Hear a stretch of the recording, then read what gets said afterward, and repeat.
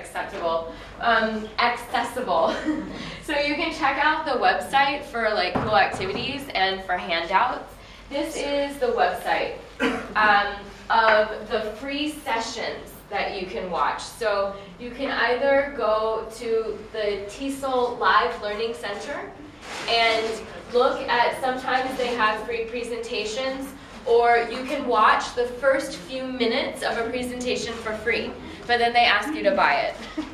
So how can we sort of circumvent this? Because they're not cheap. Each presentation is quite a bit of money. We can go here to the home page. This one again is in Portland. The one from Dallas is on a different server. It looks different. But you can see here, this is the basic page. And here we have download convention handouts. So the question is, first though, how do we know what convention handouts we want to download?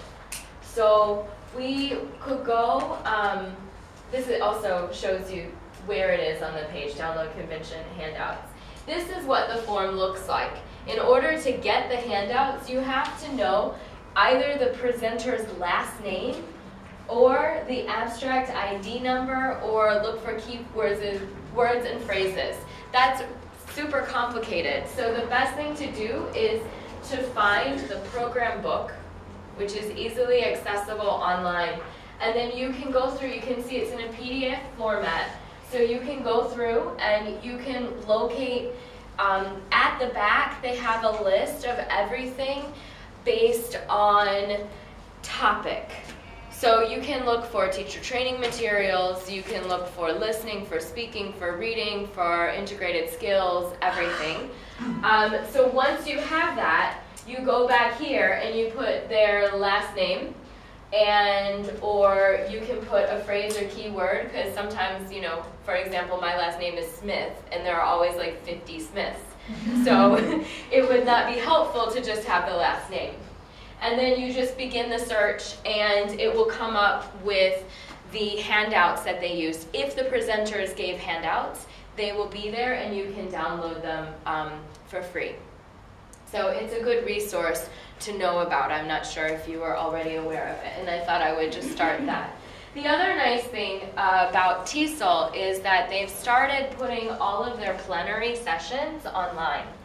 So, for example, if we wanted to see the 5 megatrends shaping the future of TESOL, this is James Alatis plenary. So this is the person who sponsors the plenary, and the actual person who gave the plenary is David Gradle.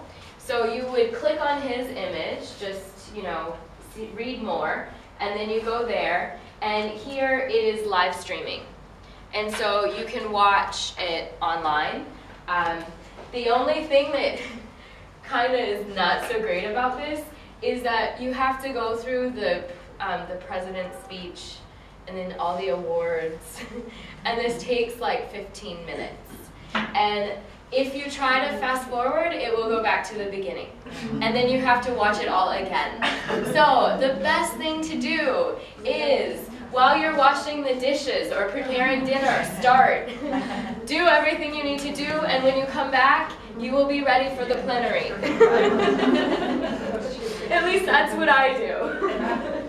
So the only thing to know about this also is you have to have good internet connection, because it is streaming. So if your internet is slow, it will take a long time. So yeah, that's one of the downsides. But TESOL in Dallas from not 2014 but 2013 has several of the plenaries online, and they were excellent plenaries as well. So I recommend if you want to look, browse, etc., go there for that information. There was a lot on vocabulary this year. So that takes us to vocabulary. And when we look at A Course in Language Teaching by Penny she has a wonderful section on vocabulary. By the way, we do have that book at the ETRC if you wanted more information. And she says that oftentimes when we're teaching vocabulary, this is what we're teaching. Do you agree? More or less. Can anyone tell me about it? For example, collocation. Who can describe that for us? Collocation? Yeah.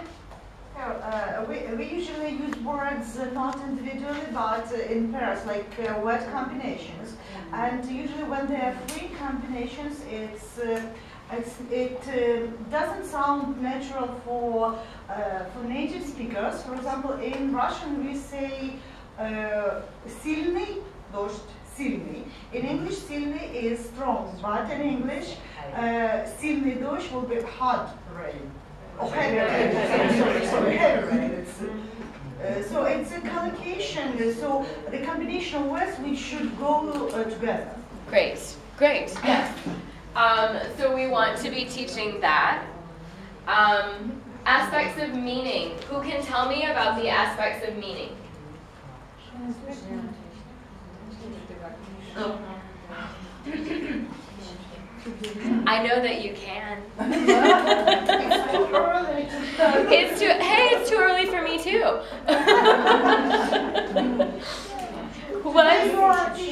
Let's start. No. I'm a trainer. There is no teacher. I mean, we're all teachers. Okay. Let's start with connotation because that's the easiest one, right? How are we teaching? This is the aspect of meaning, right? Connotation. How are we teaching connotation? Okay, how about this? I'm going to break you into groups. And I would like each group to define how we teach aspects of meaning, denotation, connotation, and appropriateness. Okay? So that way, you're not just one person. You're like 4 to 5 people thinking about how to teach these. All right, so group 1.